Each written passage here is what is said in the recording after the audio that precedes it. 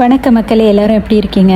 மக்களே, ஒரு விஷயம் அதாவது மற்றவங்க பண உதவியோ பொருள் உதவியோ இல்லை என்ன வகையில் உதவி செஞ்சாலும் அதை தடுக்கிறதுக்கான உரிமை நமக்கு கிடையாது. ஆனால் சில விஷயங்களை சுட்டி காட்டுறதுல தவறும் கிடையாது அப்படின்னு நான் நினைக்கிறேன். இந்த இடத்துல நான் ஒரு சில விஷயங்களை நான் சொல்லணும் அப்படின்னு நினைக்கிறேன். முக்கியமாக சிக்குபாய், உங்களுக்கு தான். ஆக்சுவலி சிக்காபாய், நீங்கள் ஒரு தாய்க்கு தவமிருந்து பெற்ற ஒரு பிள்ளை, ஓகேங்களா? அந்த அம்மா வழியில் துடிக்கிறப்போ அந்த கடைசி நிமிடத்தில் கூட நீங்கள் இருந்தது உங்கள் ஆசை நாயகி வீட்டுக்குள்ளே, சரியா? அப்படி இருந்தும் உங்களை பார்த்தபடி தான் அந்த அம்மாவோட உயிர் பிரிஞ்சிருக்கு. ஏன் தெரியுமா? அப்போவும் அந்த அம்மாவுக்கு தன்னுடைய மகன் நினப்பு தான்.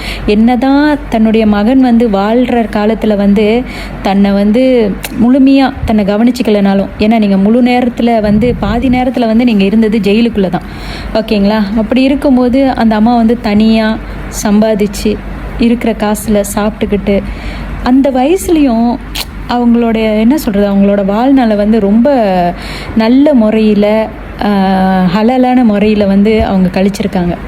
இது ரொம்ப பாராட்டுக்குரிய ஒரு விஷயம். ஒரு தாய் அப்படிங்கிறதுக்கு ஒரு நல்ல உதாரண தாய் அவங்கள தான் இருப்பாங்க அப்படின்னு நான் தைரியமாக சொல்லுவேன். ஆனால் ஒரு மகனை நீங்கள் என்ன சிக்காபாய் செஞ்சீங்க? நீங்கள் சொல்லுங்கள். அதாவது ஏழ்மையில் இருக்கிறவங்க இருக்காங்க இல்லையா, அவங்கெல்லாம் என்ன பண்ணுவாங்கன்னா தன்னுடைய பணத்தில் வருமானத்தில் கொஞ்சம் கொஞ்சமாக சேர்த்து வைப்பாங்க. இப்போ அம்மா அப்பாவை இழந்தவங்க அவங்களுக்கு ஒரு பாத்தியா ஓதணும் அப்படின்னா ஒரு வருஷத்துக்கு ஒரு வாட்டி ஓதுவாங்க. அப்படி இருக்கும்போது அவங்க என்ன பண்ணுவாங்க, அந்த நிகழ்வுக்காக, அந்த நிகழ்வு நாள் நெருங்குற வரைக்கும் அவங்களால முடிஞ்ச அளவுக்கு தன்னுடைய வருமானத்துலேருந்து ஒரு சிறு தொகையை எடுத்து வச்சு அவங்களுக்காக தன்னுடைய உழைப்பில் உள்ள பணத்தை வச்சு பாத்தியா ஊதி அவங்கள சந்தோஷப்படுத்துவாங்க. அதுதான் இறந்து போன அந்த ஆத்மாவும் எதிர்பார்க்கும். இதுதான் நிஜம். ஆனால் நீங்கள் பாருங்கள், இன்றைக்கி வரைக்கும் நீங்கள் ஆரம்பத்தை விட கொஞ்சம் கொஞ்சமாக சேர்த்து கொஞ்சம் கொஞ்சமாக குறைஞ்சாலும் அதுக்கப்புறம் கூடி கூடி கூடி ஒரு அளவுக்கு நீங்கள் சம்பாதிக்க ஆரம்பிச்சிருக்கீங்க. கை நிறைய சம்பாதிக்கிறீங்க. நீங்கள் மட்டும் இல்லை, உங்கள் மனைவியும் சேர்ந்து சம்பாதிக்க ஆரம்பிச்சிருக்கீங்க இந்த வலைத்தளத்தில். அப்படி இருக்கும்போது மற்ற விஷயத்தெல்லாம் விடுங்களேன்.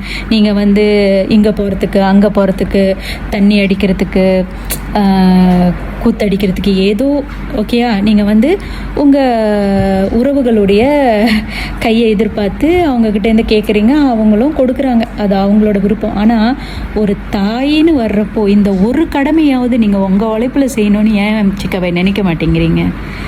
உங்களுக்கு சங்கடமாக இல்லை? இப்படி வருஷத்துக்கு ஒரு வாட்டி உங்களை ஈன்ற தாய், உங்களை அதாவது உங்களை பெறத்துக்காக அவங்க எத்தனை வருஷம் தவம் இருந்திருப்பாங்க. ஒத்த பிள்ளையாக பிறந்திருக்கீங்க.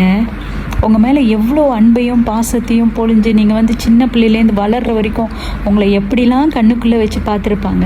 இன்றைக்கி அவங்க இல்லைன்ற பட்சத்தில் எல்லா விஷயத்துக்குமே பல விஷயங்களுக்கு நீங்கள் அவங்களையுமே கண்டென்ட் ஆக்குறீங்களே, இது உங்களுக்கு தப்பாக தெரியல?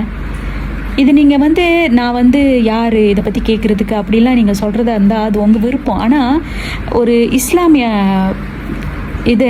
இஸ்லாமிய முறைப்படி தன்னுடைய உழைப்பில், ஓகேங்களா, தன்னுடைய உழைப்பில் ஒரு தாய்க்கு பாத்தியா ஓதுறது உன்னதமா, இல்லை அடுத்தவங்க உழைப்பில் உங்களை ஈன்ற தாய்க்கு நீங்கள் ஒரு விஷயத்த பண்ணுறது உத்தமமா?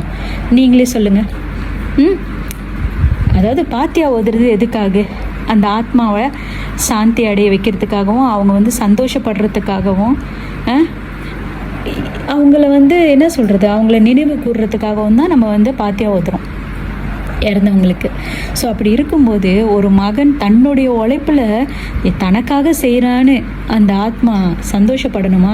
இல்லை இப்போ கூடவா இவ்வளோ சம்பாதிச்சுமே சொந்த காசில் தாய்க்கு செலவு பண்ணாமல் அடுத்தவங்க உழைப்பில் செலவு பண்ணுறானேன்னு அந்த தாய் மனம் அப்போ கூட நீங்கள் வருத்தப்பட தான் வைக்கணும்னு நினைக்கிறீங்களா? எவ்வளோங்க வந்துட போகுது சொல்லுங்கள். ஒரு அஜ்ரத்தை கூப்பிட்டு ஓதுறதுக்கான அந்த பணத்தை கொடுத்து ஒரு 4-5 பேருக்கு, ஒரு 10-15 பேருக்கு சாப்பாடு போடுறதுக்கு கூடவா உங்களால் வருமானம் இல்லை? சொல்லுங்கள். நேற்று லைவ்லையா வீடியோலையோ நீங்கள் சொல்லியிருந்தீங்க, ஏன் நான் சம்பாதிக்கலையா, நான் ட்ரெஸ் வாங்க மாட்டேனா, எங்கள் அம்மாவுக்கு நான் செய்ய மாட்டேனா, யாருமே செய்ய தேவையில்லை, எங்கள் அம்மாவுக்கு நான் பண்ணுறேன்னு சொல்லி வாய மூடலை. இன்றைக்கி உக்காண்டுக்கிட்டு என் சகோதரிகள் கர்த்தர் அப்படின்னு சொல்லி நீங்கள் சொல்கிறீங்க. உங்களை என்னங்க பண்ணுறது? நீங்கள் சொல்லுங்கள். பேச்சு நாங்கள் எல்லா விஷயத்தையுமே வந்து உருட்டுறதுக்கு பாய்க்காதீங்க. மதத்தை சார்ந்து, பெற்றவங்களை சார்ந்து, குழந்தைங்களை சார்ந்து, குடும்பத்தை சார்ந்து இந்த விஷயத்தை கூட கண்டென்ட் ஆக்கி தான் சம்பாதிக்கணும்னு நீங்கள் நினச்சிங்கன்னா உங்கள் வாழ்க்கையில் நீங்கள் ரொம்ப கஷ்டப்படுவீங்க. உங்களுடைய என்ன சொல்கிறது, உங்களுக்கும் ஒரு நாள் இருக்கு இல்லையா? பிறக்கிறவங்க எல்லாமே இறப்பாங்க. போகும்போது மூட்டைக்கணக்கான பாவத்தை சுமந்துட்டு போகாதீங்க. வாழும்போது அந்த தாயை அவங்களால திருப்திப்படுத்த முடியல, திருப்தியாக அனுப்ப முடியல. அந்த தாய் தன்னோட உழைப்பில் என்ன சொல்கிறது, அவங்கள ஹெட்ஸ் ஆஃப் பண்ணணும் தெரியுமா? நீங்களாம் வந்து இப்போ ஜெயிலுக்குள்ளே உக்காண்டதுக்கப்புறம் அந்த அம்மா தனிச்சிருந்து தன்னை கவனிக்க யாருமே இல்லாமல் எவ்வளோ கஷ்டப்பட்டிருப்பாங்க. அப்படி இருந்தோம், உடம்பு முடிஞ்சோம் முடியாமலையும் ஒரு கடையில் உக்காண்டு அதில் வர்ற வருமானத்தில் உட்காந்து சாப்பிட்டாங்க பார்த்தீங்களா? அதுதாங்க ஒரு ஒரு ஒரு உன்னதமான ஒரு தாய், ஒரு உன்னதமான ஒரு தாய். அப்படி ஒரு அவங்களெல்லாம் கையெடுத்து கும்பிடணுங்க நீங்களாம். அப்படிப்பட்டவங்களுக்கு இப்படி ஒரு மகனா அப்படின்னு யோசிக்க வைக்கிறீங்க உண்மையாகவே. கண்டிப்பாக நான் என்ன சொல்கிறேன் மக்களே, இந்த பணம் கொடுக்குறீங்க இல்லையா, பல பல விஷயத்துக்கு கொடுங்க, பரவாயில்ல. ஆனால் ஒரு தாய்க்குன்னு வரும்போது நீங்களாம் என்ன தெரியுமா பண்ணலாம்? அதை காசாக கொடுக்காம நீங்கள் உங்கள் மதம் ஒன்று இருக்கு இல்லையா, அந்தந்த மதத்தில் கூட அந்த தாயை நினச்சி ஒரு 5 பேருக்கோ 10 பேருக்கோ சாப்பாடு கொடுங்க. உங்கள் கையாலேயே கொடுங்க. அந்த தாயை நினச்சி அந்த தாயோட பேரை சொல்லி நீங்கள் உங்கள் இருக்கிற இடத்துலையே நீங்கள் கொடுங்க. அந்த புண்ணியம் உங்களையும் உங்கள் குடும்பத்தையும் சேரும், அந்த ஆத்மாவையும் சந்தோஷப்படுத்தும். அந்த ஆத்மா நினைக்கும்ல, பரவாயில்லையே எனக்காக எத்தனை பிள்ளைங்க இருக்காங்க எனக்காகன்னு. ஏன்னா இங்கே நீங்கள் கொடுக்குற காசு எங்கே போகணும் உங்களுக்கே தெரியும். கிள்ளி எங்கேயும் அள்ளி எங்கேயும் போகணும் உங்களுக்கு தெரியாதா? தெரிஞ்சும் நீங்களாம் வந்து என்னங்க சொல்கிறது, இதுக்கு மேலே உங்களுக்கு எப்படி சொல்கிறதுன்னு எனக்கு தெரியல. ஆனால் சிக்காபாய் உங்களை நீங்கள் மாற்றிக்கோங்க. ஏன்னா சில விஷயங்களில் வந்து நீங்கள் பண்ணலாம், சில விஷயங்களை வந்து மதிக்க கற்றுக்கோங்க. நமக்கும் அப்படி ஒரு நாள் இருக்குங்கிறத மறந்துடாதீங்க. அது யாருக்குமே விதிவிலக்கு இல்லை, எந்த நேரத்துலையும் என்ன வேணாலும் ஆகலாம். சரிங்களா? இப்போ நம்ம ஒரு செய்தி பார்த்தோம். 23 வயசு பையன் ராத்திரி வேலை முடிச்சுட்டு கிளம்புறதுக்காக வீட்டுக்கிட்ட வந்து வேலை இடத்துல வந்து வண்டியில் ஏறுறதுக்காக ரெடி ஆகிற நேரத்தில் கொஞ்ச நேரத்தில் நெஞ்சை பிடிச்சிட்டு சாஞ்சவர் இறந்துட்டார். 23 வயசு பையன். ஓகேங்களா?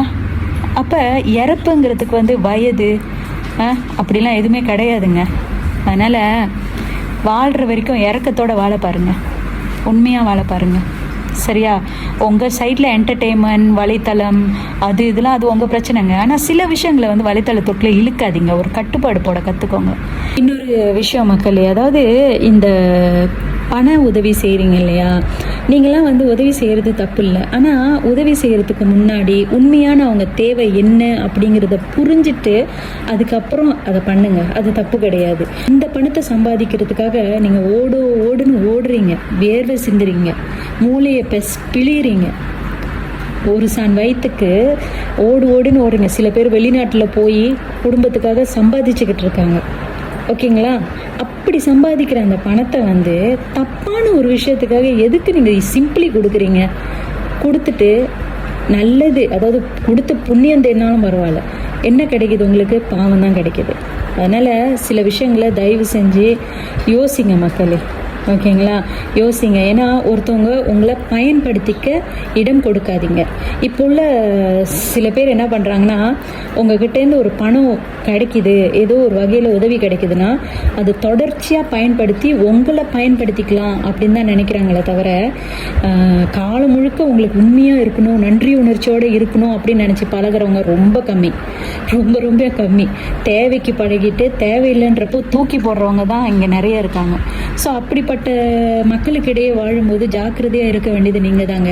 இன்றைக்கி நீங்கள் அள்ளி கொடுக்குறீங்க, நாளைக்கு அந்த நிலைமை உங்களுக்கு வந்துச்சுன்னா உங்களுக்கு கிள்ளி போடக்கூட யாரும் இருக்க மாட்டாங்கன்றதை நான் திரும்ப உங்களுக்கு நான் சொல்லிக்கிறேன். ரொம்ப ஜாக்கிரதையாக இருங்க. எதுக்கு நீங்கள் கஷ்டப்பட்டு சம்பாதிச்சு அது வந்து அடுத்தவங்களுக்கு அவசியமே இல்லாதவங்களுக்கு கொடுக்கறத விட உங்களை குடும்பத்துக்கு நீங்கள் சேர்த்து வச்சிங்கன்னா, உங்கள் அடுத்த சந்ததியினருக்கு நீங்கள் சேர்த்து வச்சிங்கன்னா அந்த பணம் ஏதோ ஒரு வகையில் சிறுக சேர்க்குற பணம் எவ்வளோ பெரிய பணமாக ஆகும் தெரியுமா? அது அந்த குழந்தைகளுக்கோ படிப்புக்கோ மருத்துவ செலவுக்கோ இல்லை வேறு எதுக்கோ கண்டிப்பாக ஏதோ ஒரு வகையில் உதவி செய்யும். ஓகேங்களா? நீங்கள் தப்பான வகையில் செலவு பண்ண அந்த கடவுள் வந்து உங்களுக்கான வருமானத்தை கட் பண்ணிக்கிட்டே தான் வருவார். உங்களுக்கு நிறைய சோதனைகள் கொடுத்துக்கிட்டு தான் இருப்பார். அந்த பணத்துக்கான அவசியத்தை உங்களை புரிய வைக்கிறதுக்காக நிறைய சோதனைகளை கொடுத்துக்கிட்டு இருப்பார்.